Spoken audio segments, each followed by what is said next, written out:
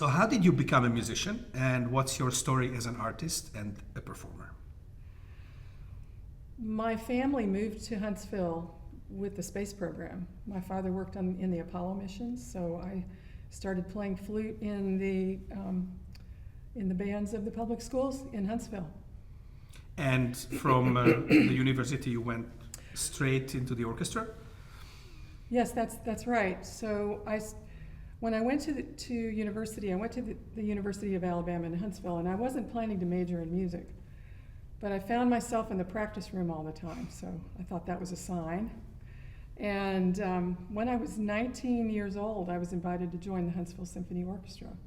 So I had some great orchestral playing experiences all through undergraduate. So that leads us to our next question, is that first show you ever played with the symphony, if you remember?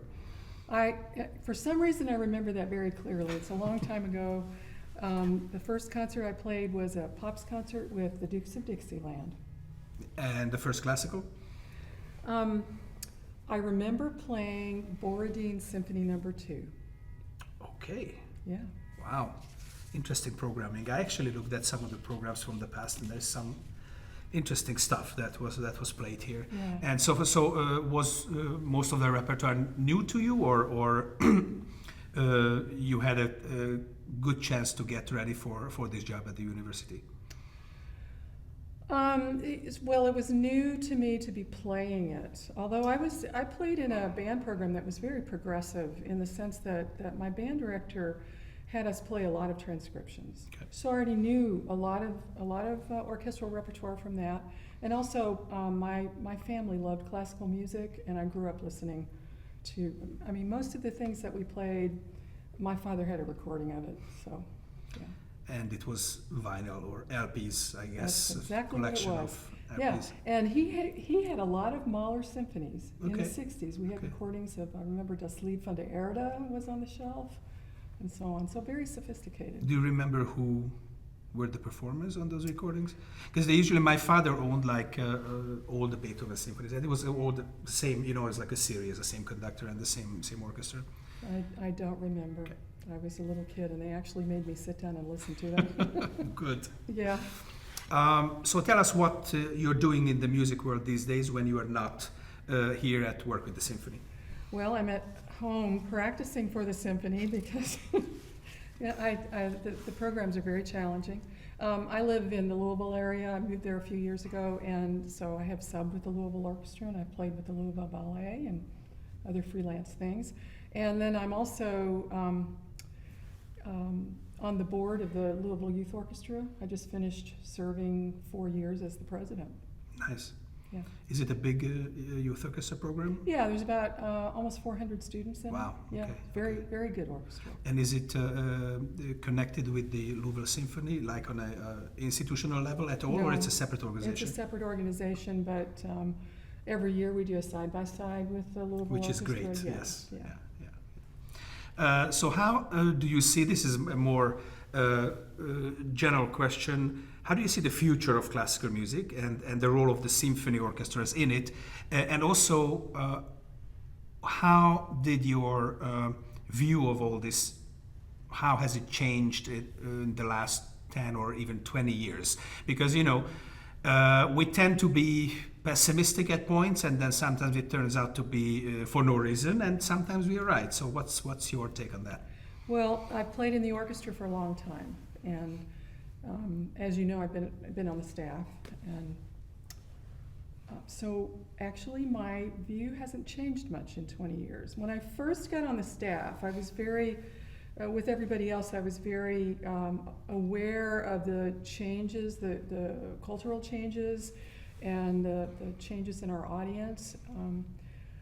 How would you describe that cultural change that you experienced?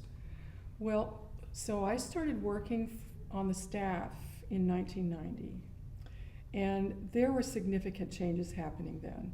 So previous to that, a lot of orchestras had sold out seasons, and then it was around that time that the sold out situation started to deteriorate. And everybody talked about the graying of the audience, and our audience was dying out.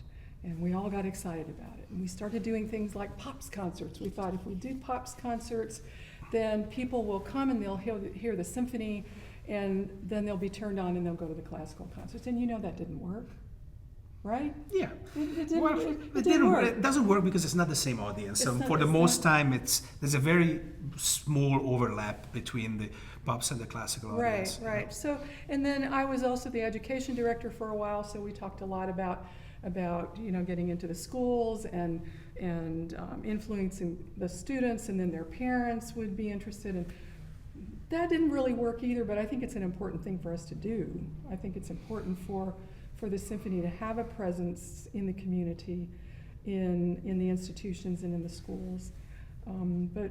So I've been looking at this for 35 years, and I think that there's the orchestra and classical music is a reflection of the culture. It's a reflection of other art forms. It's not its own style. So you don't have to worry about the audience not being interested in classical music, because classical music is a big mirror. And I feel that audiences are always very interested, and also our audiences have never lost this really powerful response to our odd collection of acoustic instruments. Now that's one thing that surprised me, because I thought that interest and response would go away after a while with all the options for synthesized music, and it's a little easier to create music. You don't have to spend hours in a practice room developing your embouchure and so forth. Does that make sense? Yeah. And yet people, I think, are still just blown away by the sound of an orchestra. I mean, I think it has a lot to do with the fact that it's also a social thing first and foremost. It's social music making. If you have 80 plus people in an orchestra, it's not like a pop or a rock band of 5 or 8 people, right? It's a different scale, and also it's a social experience for the audience, Right. to get together Right. and be in the same space, Right. listening to 80 plus people playing live and unplugged. So I think it has a strong element of the human. That's definitely true. And so a few days ago, I went to the middle of the path of totality for the eclipse, the April 8th, 2024 eclipse. It's the same kind of thing. To gather there with a lot of people and collectively be in awe of something. That's really special.